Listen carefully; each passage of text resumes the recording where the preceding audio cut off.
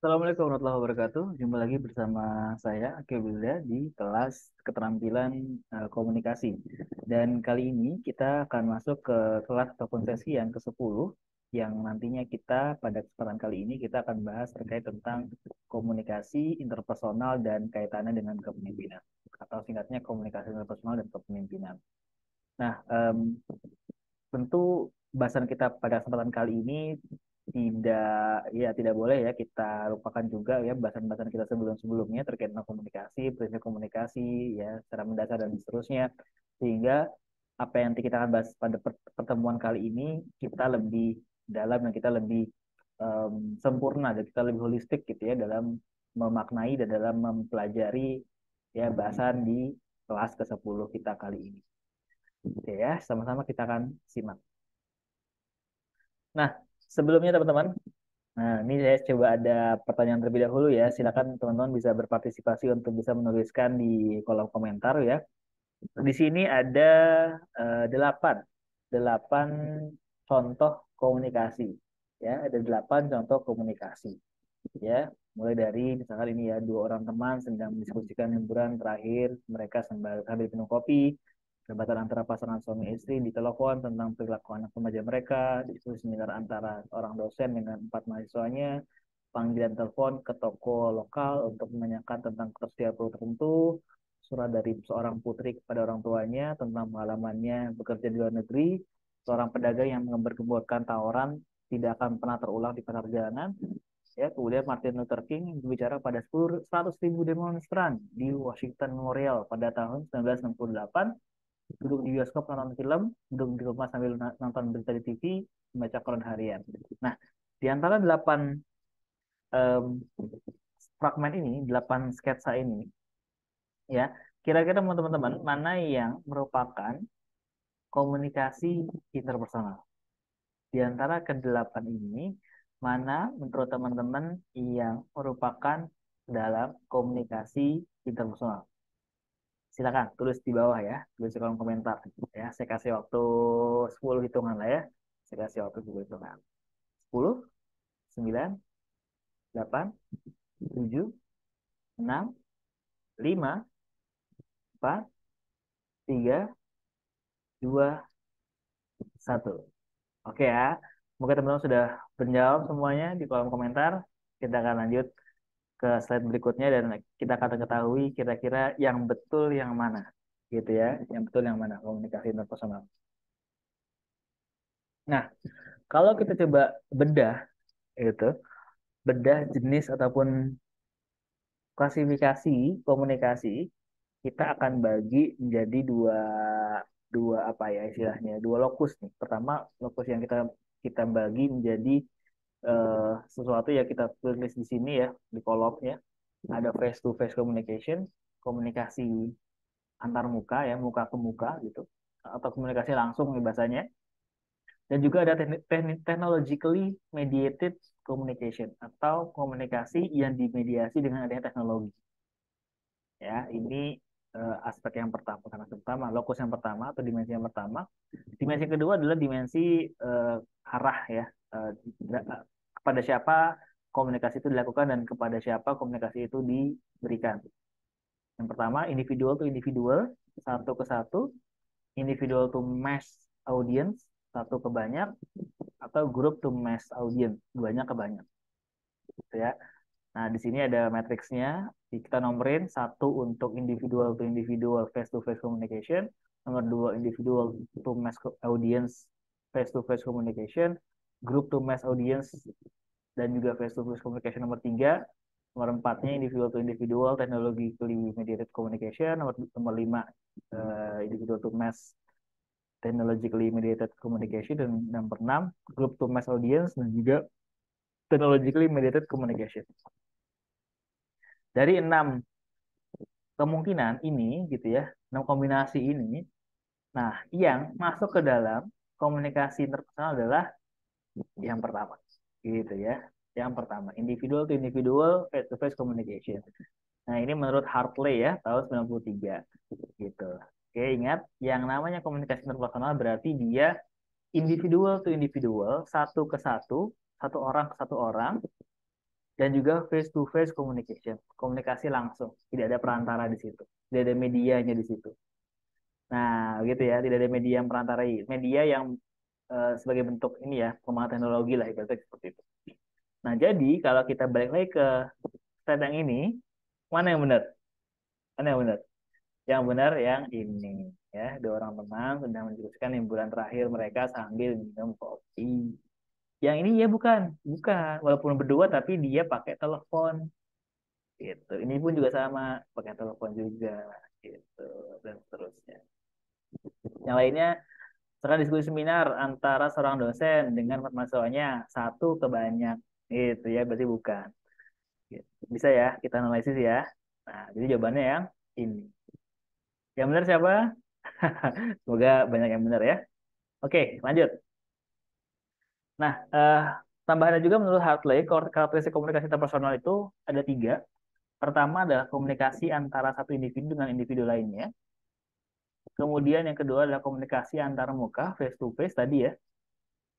Yang ketiga, baik bentuk dan isi komunikasi mencerminkan karakteristik pribadi individu serta peran dan hubungan sosial mereka. Saya ulangi lagi, baik bentuk dan isi komunikasi mencerminkan karakteristik pribadi individu serta peran dan hubungan sosial mereka. Gitu. Jadi komunikasi yang mereka jalankan itu mencerminkan karakteristik masing-masing pihak, satu orang ya dengan orang lainnya, mencerminkan karakteristik itu serta peran mereka sebagai apa ya dan hubungan mereka juga interaksinya seperti itu. Oke ya, ini menurut Hartley tahun 93 terkait tentang karakteristik komunikasi interpersonal. Nah, kemudian tambahan lagi Hartley mencoba untuk merumuskan ada 7 proposisi komunikasi interpersonal. Proposisi itu maksudnya elemen yang terkandung di dalam aktivitas atau dalam komunikasi interpersonal yang terjadi. Pertama, face to face meeting tadi ya. Kemudian yang kedua adanya roles ataupun peran di masing-masing pihak. Atau orang sebagai apa, orang lain sebagai apa. Bisa kalau curhat kan ada yang ngecurhatin, ada yang menerima curhat ya kan gitu ya. Ada yang dia dituai, ada yang dia yang merasa lebih muda atau merasa pengen untuk kemudian curhat masalah-masalahnya dia gitu kan kepada orang yang lebih dituai gitu. Nah itu roles ataupun peran.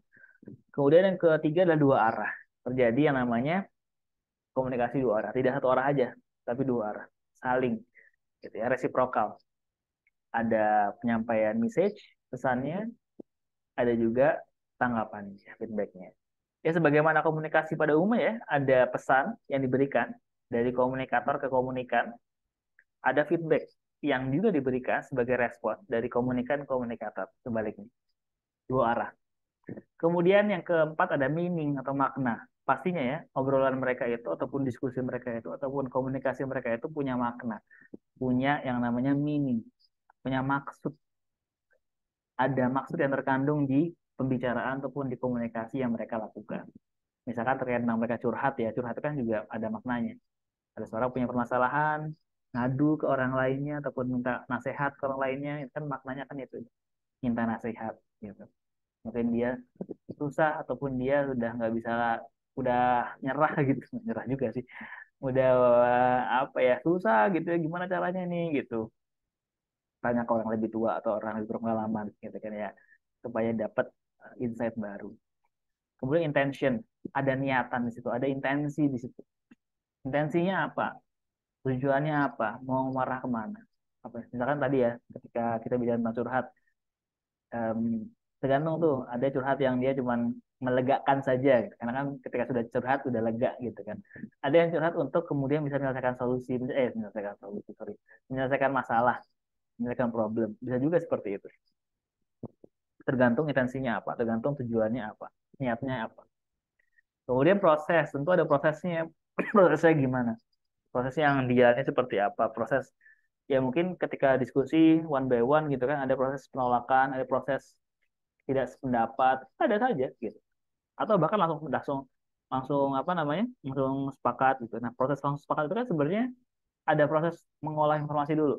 Mengolah informasi, mengolah bukti-bukti yang didapatkan, fakta-faktanya, sampai pada akhirnya memunculkan yang namanya konklusi, memunculkan yang namanya kesimpulan-kesimpulan begitu. Sama terakhir ke berapa nih? 7 ya adalah waktu. Pastinya ke semua komunikasi yang berjalan, komunikasi kalau dalam hal ini komunikasi interpersonal ya pasti tidak bisa tidak berjalan dalam dimensi waktu. Nggak mungkin dong kita di ruang hampa, nggak mungkin. Gitu. Pasti ada waktu yang berjalan. Gitu. Nah itu 7 proposisi komunikasi interpersonal menurut Hartley tahun 93. Oke kita lanjut lagi ya. Nah ya teman-teman, aspek yang harus diperhatikan oleh komunikator ada 5. Saya cepat aja. Ini bisa teman-teman baca ya. Pertama persepsi ya. Komunikator harus dapat memperkirakan persepsi komunikan atas pesan yang disampaikan gitu ya. Persepsi. Kemudian ketepatan. Komunikator juga harus mempertimbangkan cara yang tepat, delivery-nya harus tepat ya dalam menyampaikan pesan. Kemudian yang ketiga adalah kredibilitas. Komunikator harus memiliki pengetahuan atau penguasaan tentang pesan yang disampaikan, kredibel ya. Kemudian pengendalian, komunikator harus dapat mengantisipasi reaksi atau umpan balik. Jadi ya namanya interpersonal kan ya cuma tinggal 2 orang doang gitu. Ya harapannya antara satu pihak dan pihak lainnya saling mengantisipasi, saling mengendalikan gitu. Saling bisa apa ya istilahnya ya, mengantisipasi apa nih responnya nih. Saya harus sebaliknya kemana gitu. Saya harus meresponnya kayak apa. Nah, itu pengendalian. Kita mengantisipasi apa yang nantinya akan disampaikan oleh dia, oleh pihak lain. Gitu. Itu poin nomor 4. Poin nomor 5 adalah penerimaan. Komunikator harus selalu dapat menjaga hubungan yang baik dengan komunikan agar mendapatkan penerimaan secara personal. Gitu. Ini ya aspek yang harus diperhatikan oleh komunikator. Next. Nah, ini saya sampaikan terkait tentang satu teori yang disampaikan oleh Mead ya, 1962. Ya, dia mencoba untuk merumuskan yang namanya teori terkait tentang interaksionis simbolis.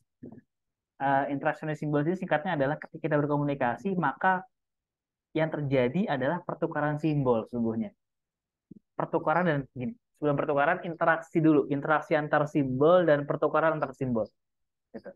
Makanya menurut Mead ya dikatakan ataupun dijelaskan itu adalah interaksionis simbolis. Proses terjadinya komunikasi, maka itu sesungguhnya adalah proses terjadinya yang namanya interaksi antar simbol dan juga pertukaran antar simbol. Simbol apa? Ya simbol-simbol makna gitu ya, makna, meaning, ya itu bagian dari simbol juga. Nah ini ya, poinnya apa aja yang tertransfer, poinnya apa saja yang terinteraksi, yang berinteraksi gitu. Kalau kita bicara tentang interaksionnya simbolis.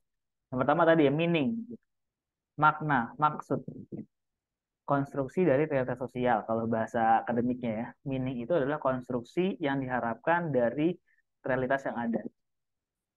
Misalkan kita mendapatkan satu masalah, uang kita hilang, dicuri orang misalkan atau dijamret gitu. Memang faktanya ataupun aktivitasnya kita uangnya hilang. Itu faktanya, itu apa ya kenyataannya. Tapi kan kita juga punya bisa bisa punya banyak makna kan hal itu, misalkan kita harus mawas diri, kita harus lebih berhati-hati, kita harus lebih bersabar menghadapinya, atau kita harus lebih sigap ketika ada yang rasa ada yang mengambil gitu, kita langsung sigap-sigap gitu ya ngejar. Banyak makna yang bisa dimunculkan di satu peristiwa. Peristiwanya satu tapi maknanya bisa banyak. Nah itu ya, manusia bertindak terhadap orang atau benda berdasarkan arti yang mereka berikan kepada orang atau benda itu. Nah ini ya urutannya, stimulus, interpretation, dan respon. Tiap peristiwa dia punya meaning. Tiap interaksi dia punya meaning. Begitu dengan setiap komunikasi dia punya meaning. Begitu. Lanjut. Di international simbolis juga ada yang namanya language ataupun bahasa. Bahasa kalau secara akademik ya diartikan didefinisikan sebagai sumber dari makna. Sumber dari makna. Jadi adanya makna tadi, ada meaning tadi muncul karena adanya bahasa. Gak mungkin dong makna itu ada tanpa adanya bahasa. Gak mungkin orang ketika kita bicara komunikasi ya kita bicara konteks komunikasi. Orang berkomunikasi kan pasti ada bahasa yang dikeluarkan dong. Entah itu bahasa Indonesia, pakai bahasa daerah, atau pakai bahasa Inggris, sama-sama tahu ya, sama-sama mendapatkan ini ya, sama-sama mengetahui informasinya apa, message-nya apa, dan saling merespon dan seterusnya. Nah, bahasa itu kan ada muatan maknanya, ada muatan maknanya. Nah, oleh karenanya, menurut Mead dengan konsep interasional simbolis ini, ketika simbol-simbol itu saling berinteraksi, saling bertukar, nah bahasa itu jadi apa namanya tempat di mana makna itu tersemat, tempat di mana makna itu ikut turut serta gitu. Jadi ngikut nebeng gitu ibaratnya ya bahasa slangnya. Makna itu dia nembeng ke bahasa. Makna muncul dari interaksi sosial yang dimiliki dimiliki orang satu sama lain. Ini penjelasannya ya. Sebagai manusia, kita memiliki kemampuan untuk menamai sesuatu. Kita dapat menunjuk objek tertentu, mengidentifikasi tindakan, merujuk pada ide abstrak. Kadang-kadang sebuah kata terdengar seperti yang dideskripsikannya. Tapi biasanya nama yang kita gunakan tidak memiliki hubungan logis ya dengan objek yang ada. Nah, ini penjelasannya terkait dengan bahasa ya. Lanjut, thinking. Nah, thinking pun juga ada dalam proses komunikasi interpersonal nih kalau kita bicara tentang komunikasi personal dengan mengambil pendekatan interasional simbolis ya. Nah, menurut Mead ya arti dari thinking itu adalah proses mengambil peran orang lain. Jadi proses mengambil peran orang lain, proses bagaimana kita bisa memahami peran orang lain ketika terjadinya komunikasi tersebut.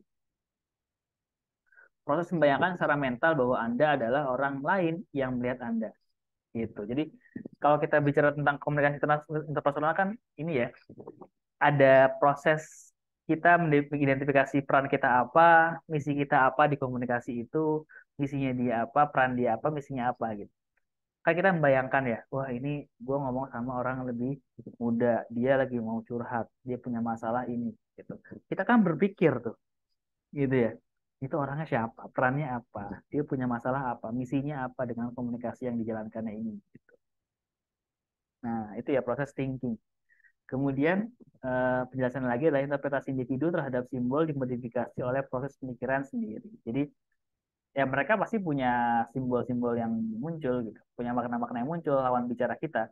Nah kita sebagai lawan bicaranya dia pun juga perlu menangkap gitu, perlu menangkap kira-kira dia punya peran apa, maksudnya apa gitu. Ya, emang agak sedikit ribet ya, tapi ini menarik sih sebenarnya. Terutama di ilmu sosial ini menarik banget nih ngomongin terkait dengan komunikasi kita bedah. Jadi komunikasi yang sederhana yang kita lakukan sehari-hari ini ternyata dia punya dimensi yang atau punya aspek yang kalau dia bedah tuh wah ini banget uh, sophisticated banget gitu atau menyenangkan banget. Lanjutkan. Nah, ada lagi yang namanya the self. The self itu adalah refleksi dengan melihat pada cerminnya kitanya gitu. Kitanya, the self tuh kitanya melakukan komunikasi. Misalnya gini, I, diri subjektif, kekuatan pendorong spontan yang mengembangkan semua yang baru. Tidak apa ini? Saya ganti izin, tidak terduga dan tidak terorganisir di dalam diri. Kemudian me, diri objektif, citra diri terlihat ketika seseorang mengambil peran yang lain. Nah, di sini the self ini pun malah dibagi dua ya, menurut Mead ya. Ada yang I itu diri subjektif, ada yang me itu diri objektif. Apa kadang-kala kita bisa pakai I dalam coba untuk mengemukakan argumentasi kita ketika kita berkomunikasi. Kadang-kala pun juga kita menggunakan apa me gitu dalam menyatakan argumentasi-argumentasi yang kita berikan. Begitu. Gitu ya. Lanjut nih. Kita lanjut. Nah, selanjutnya adalah society. Society ini kumpulan dari self gitu. Kumpulan dari self. Ya, kalau bahasa atau diartikannya secara akademik gitu ya, artinya adalah pengaruh sosialisasi harapan orang lain. Jadi setiap orang tuh pasti punya harapan, harapan ke sesuatu yang lebih luas lagi. Harapan ketika ada satu harapan yang dia mengacu kepada sesuatu yang lebih luas lagi, yaitu kita sebut dengan society. Masyarakat terdiri dari aktor individu yang membuat pilihan mereka sendiri-sendiri. Jadi kalau kita bicara tentang society, kalau bahasa Indonesia kan masyarakat ya. Masyarakat itu terdiri dari banyak individu. Gitu. Setiap individu pasti punya kepentingan, setiap individu pasti punya apa ya, pilihan-pilihan yang mereka akan pilih sendiri gitu. Nah, kalau kita bicara tentang society, kumpulan dari individu-individu itu adalah ketika keinginan itu apa ya, sudah mulai menyatu, bukan menyatu ya, sudah mulai berseragam gitu, terseragami, sudah mulai menuju ke satu titik gitu. Nah, makanya itu makanya itu bicara tentang masyarakat yang dia punya misi misi kolektif gitu. Nah, arahnya ke situ. Generalized order, ya, citra mental gabungan yang dimiliki seorang tentang dirinya berdasarkan ekspektasi dan juga respon masyarakat. Begitu. Nah, ini yang tentang society. Kita lanjut lagi. Nah, sebelum sampai sini hubungan antara antara pikiran dan komunikasi interpersonal, poin tadi ya, ini saya sarankan teman-teman coba cari referensi lain ya, terutama kaitannya sama konsep interasionis simbolis yang disampaikan sama Smith ya tahun 1962 gitu dalam konteks komunikasi interpersonal. Jadi ada tadi ngomongin terkait tentang makna, tentang bahasa, ya, tentang the self, tentang society dan seterusnya. Oke ya, ini agak berat sih memang, cuman menarik untuk kita coba ulas ya dari komunikasi yang simple, tapi kita bisa bedah secara lebih ini ya, secara lebih akademik. Nah, hubungan antara pikiran dan komunikasi interpersonal. Nah, ini ya. Pertama, mengabaikan. Komunikan pendengar tidak memperhatikan pesan disampaikan oleh komunikator karena berbagai alasan. Ya, biarin aja ya, udah anggap aja lalu aja. Kemudian pura-pura mendengarkan. Komunikan tidak mendengarkan pesan yang disampaikan komunikator, tetapi seolah-olah perhatikan komunikator. Yang ketiga, mendengarkan selektif. Komunikan memilih pesan yang hanya ingin didengarkannya dan mengabaikan yang lain. Jadi pilih-pilih aja mana yang penting menurut dia, ya udah dia terima. Misalnya diabaikan. Kemudian penuh perhatian, pesan yang disampaikan komunikator akan didengarkan dengan baik.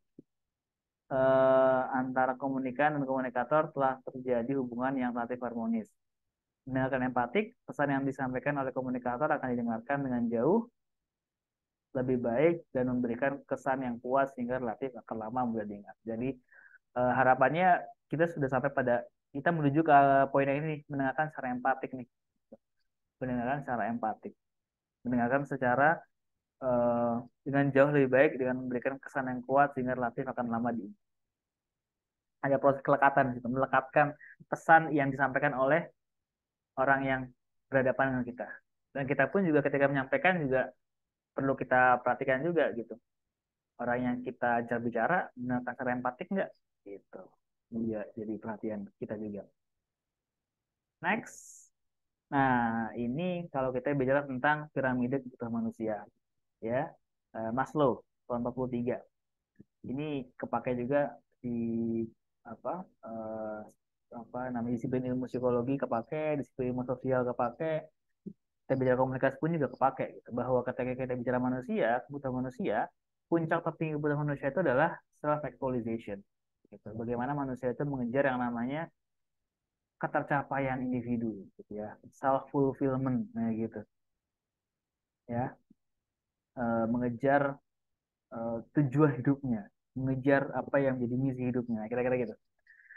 Nah, di level bawah di bawahnya self actualization adalah self esteem, prestasi, apa namanya, rekognisi ataupun apa ya istilahnya ya, bagaimana kita diakui oleh orang lain gitu, pengakuan, kemudian kita mastering something gitu, mengilmui suatu, mengahli apa, kita ahli akan suatu gitu, self esteem. Kemudian yang bawahnya lagi belonging, love gitu ya. Kita berteman, berkeluarga dengan pasangan kita gitu ya. Kemudian safety, security, stability, freedom from fear, itu bagian bawahnya. Dan paling dasar adalah psychological. Jadi kebutuhan manusia yang paling besar adalah yang bagian paling bawah ini nih, di piramida ini. Apa aja? Food, water, shelter, warmth gitu ya. Makanan, air, kemudian rumah. Nah, ini menurut Maslow tahun 43. Kemudian, bagaimana agar komunikasi interpersonal menyenangkan? Nah, ini ya tips-tipsnya nih saya sampaikan. Pertama, milikilah rasa humor yang positif. Jangan terlalu kebanyakan, jangan terlalu garing, gitu ya. Kemudian kedua, mampu berbicara tentang banyak hal. jadi orang yang generalis gitu ya. Tapi ya nggak usah terlalu dalam-dalam gitu ya. Jadi ini aja, jadi pembuka obrolan aja gitu. Misalkan eh, kita nggak terus suka bola, tapi kita perlu tahu bola untuk bisa buka obrolan sama orang yang ngerti bola. Nah gitu. Kita nggak terlalu suka yang namanya K-pop, tapi kita juga perlu dikit-dikit tahu tentang K-pop. Untuk apa? Untuk membuka obrolan sama teman-teman kita yang yang gemar sama K-pop gitu. Kira-kira gitu. Yang nomor tiga, bicara jelas, singkat dan mudah dimengerti. Jadi jangan terlalu bertele-tele, jangan terlalu rumit, sampaikan to the point. Itu lebih enak dan lebih nyaman gitu untuk bisa dimengerti oleh kedua pihak. Yang keempat, sesekali berikan pujian, komplimen. Wah, kamu bagus banget nih gitu. Wah, kamu rajin banget. Wah, kamu ini banget nih. Gitu. Kasih kasih pujian, kasih komplimen. Itu penting juga untuk bisa mendekatkan hati ya antara satu orang dan orang lain. Yang kelima, efektif mengucapkan tiga kata ajaib, gitu ya. Maaf, tolong ya. Nah, kata-kata itu ya. Maaf, tolong dan juga eh, apa namanya? Maaf, tolong dan ya, maaf, tolong dan terima kasih. Ini jadi satu paket kata ya, tiga kata ajaib yang kita perlu pakai dengan efektif. Kita gunakan dengan seefektif mungkin. Kemudian yang keenam menjadi pendengar yang baik. Ya lagi-lagi mendengar yang baik ya, mendengar secara empatik. Nah, ini terkait tentang Johari Windows, efektivitas komunikasi. Jadi, em, kita ini kan punya area-area di mana area-area yang kita tahu diri kita siapa gitu kan. Kekuatan kita apa, kelemahan kita apa gitu kan. Nah, di sini dipetakan nih eh, sama Johari, Joe and Harry ya. Joe Harry ini ada dua nama ya, Joe and Harry gitu. Ada empat area. Pertama area open. Open itu adalah ketika kita apa namanya suatu kekuatan dan kelemahan kita itu diketahui orang lain dan ketahui diri kita sendiri itu area open kita. Ada yang namanya area blind kita, ya. Area yang dimana kita orang lain tahu tapi kita nggak tahu. Nah itu area blind kita nggak tahu kita buta tapi orang lain tahu. Ada juga yang area yang orang lain itu tahu orang itu tidak tahu tapi kita tahu itu hidden kita sembunyikan atau yang kita tidak tahu orang lain tidak tahu itu masih unknown kayak gitu. Nah dari Johari Windows ini ya ini bisa kita petakan kira-kira ke arah mana dalam konteks bagaimana kita ke arah capacity building kita atau bagaimana kita bisa mengembangkan diri kita. Nah pastinya kan kita beranjak dari sini area terbuka nih yang orang lain tahu kita kekurangan kelebihannya apa kita pun tahu kekurangan kelebihannya apa. Nah kita menuju ke sini gitu ya menuju ke discovery ya common discovery penemuan bersama bisa juga ke bawah gitu membuka diri self disclosure gitu kan yang tadinya apa namanya kita terbatas untuk kemudian bisa menyembunyikan sesuatu yang tidak diketahui orang lain kita kasih dikit-dikit lah gitu, informasi ke orang lain tentunya orang lain dapat dipercaya ya kemudian feedback umpan balik gitu kan orang lain memberikan umpan balik pada kita atas apa yang dilihat orang lain tapi kita nggak bisa ngelihat gitu. Nah ini ya Johari Windows dan efektivitas komunikasi. Kalau kita bicara komunikasi interpersonal, maka ya ini akan kepake banget nih, gitu. Kita berusaha untuk kemudian bisa memetakan peran dan memetakan siapa sih lawan bicara kita dengan cara ini, gitu ya. Dia ininya apa, kurangannya apa, kelebihannya apa, dan bagaimana kita berkomunikasi pun juga kita sesuaikan, kita arahkan menuju titik itu. Bagaimana kita sama-sama menuju ke satu titik. Itu ya, lanjutkan. Nah, kaitan komunikasi terpersonal dengan kepemimpinan apa? Nah, ini ada beberapa poin ya. Menurut Lutra 2015, saya sampaikan sekilas saja. A leader must be confident enough. Seorang pemimpin pastinya harus memiliki yang namanya percayaan diri yang tinggi. While communicating with others ketika dia berkomunikasi dengan orang lain. Kemudian kedua, pemimpin yang benar ya, dia selalu berkomunikasi dengan eh, aturan yang jelas dan clear kepada timnya dia. Gitu. Lagi-lagi komunikasi.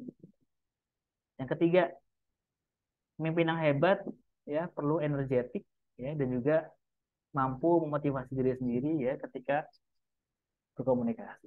Dia harus energik dan dia bisa apa ya dengan komunikasinya itu ya dia bisa memotivasi diri sendiri sekaligus motivasi diri dan sekaligus motivasi yang diajak bicara ataupun yang disampaikan bicara kepada mereka ketika berkomunikasi. Apalagi ketika pemimpin itu ya ada momennya dia berbicara ke banyak orang, ada juga momennya dia bicara ke orang per orang ya. Sifatnya lebih ke arah coaching gitu ya. Coaching ke membernya. Kemudian pimpinan hebat pun juga must be steady and trustworthy while they communicate. Harus bisa dipercaya, harus bisa dalam kondisi yang dapat dipercaya, orang harus dalam kondisi yang penuh dengan fakta gitu kan, dalam komunikasi kepada membernya, kepada anggotanya dan sebagainya.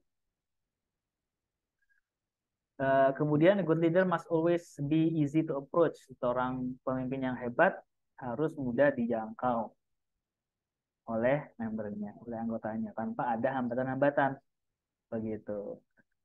Ya ini kaitan sama komunikasi juga nih, jangan sampai pemimpin itu menutup tembok dirinya, jadi susah untuk diakses. Nah, jangan sampai kayak gitu. Kemudian pemimpin to become effective must have a clear thought process. Jadi kalau pemimpin yang baik harus jelas nih, runutan proses berpikir yang dia tuh harus jelas, sistematis. Nggak boleh loncat-loncat, nggak boleh apa abstrak gitu ya. Harus runut. Baik, sebisanya, sebisa mungkin. Selanjutnya communication by leaders must be clear, ya, brief, and also he should value thoughts, ideas, and feeling of others. Jadi komunikasinya seorang pemimpin ya harus clear, harus singkat tapi jelas, harus harus benar-benar menggambarkan apa yang dia pikirkan, apa yang dia gagaskan gitu ya, apa yang dia rasakan kepada orang lain gitu. Kemudian yang adalah it is must for a leader to establish a transparent system of communication. Setiap pemimpin yang baik perlu dia transparan dalam proses komunikasi yang dia lakukan. Yang terakhir, seorang pemimpin harus bisa fokus nih dan stabil gitu dan menguasai ya, menguasai materi atau menguasai konten dari apa yang menguasai pesan dari apa yang dia komunikasikan kepada member. Nah, ini menurut Tutra nih tahun 2015 ya. Kaitannya komunikasi interpersonal dengan kepemimpinan. Ya, berapa set lagi? Nah, ini juga sama ya tambahannya. Strong leader should be comprehensive communication ya. Uh, Seorang pemimpin yang baik juga harus komprehensif juga dalam memaknai dalam menguasai komunikasi. Kemudian pemimpin juga perlu melatih ya kemampuan dia untuk effective listening, mendengarkan secara efektif ya dengan cara dia fokus ya memaknai dan menyimak apa-apa yang kemudian disampaikan oleh membernya, oleh anggota-anggotanya. A great leader must always concentrate. Seorang pemimpin yang baik perlu untuk berkonsentrasi untuk komunikasi dengan timnya dengan baik ya. Rather than simply sharing information with them. Jadi jangan sampai sekelebat aja gitu ya, sambil lalu aja nyampe informasi udah selesai gitu. Enggak, tapi benar-benar perlu fokus. Pastikan message-nya ataupun pesannya sampai. For leader, communicating without fear is a must. Ya, he should communicate without keeping in mind the fear of being blunders of error. Jadi berani aja gitu ke seorang pemimpin tuh nyampein aja gitu. Ketika menyampaikan hal yang berat, hal yang pahit, disampaikan aja gitu. Jangan takut. A leader has to be sure while sending message to his team because a wrong message may end up in a conflict and difference in opinion. Jadi perlu pastikan setiap komunikasi yang dilakukan punya outcome yang baik gitu. Walaupun tadi ya ada satu hal yang pahit harus dikatakan, ujungnya adalah satu outcome yang baik, satu penyemangatan lah gitu. Jangan sampai message-nya salah, pada akhirnya timbul konflik. Nah, jangan sampai kayak gitu ya. Kemudian kepemimpinan yang baik juga perlu komunikasi ya dengan open minded, dengan pemikiran terbuka ya dan juga mempersilahkan untuk berbagai macam masukan-masukan, suggestion ya dan juga gagasan-gagasan, ide-ide untuk perbaikan. Pemimpin juga perlu untuk minimalisir lah ya ego mereka gitu. Ya karena masing-masing punya ego, masing-masing punya kepentingan, gimana caranya diturunin nih pemimpin itu egonya gitu, untuk bisa memaknai eh, apa yang dimaksud, apa yang dimaui, apa yang diinginkan, apa yang dibutuhkan oleh member-member, oleh anggotanya.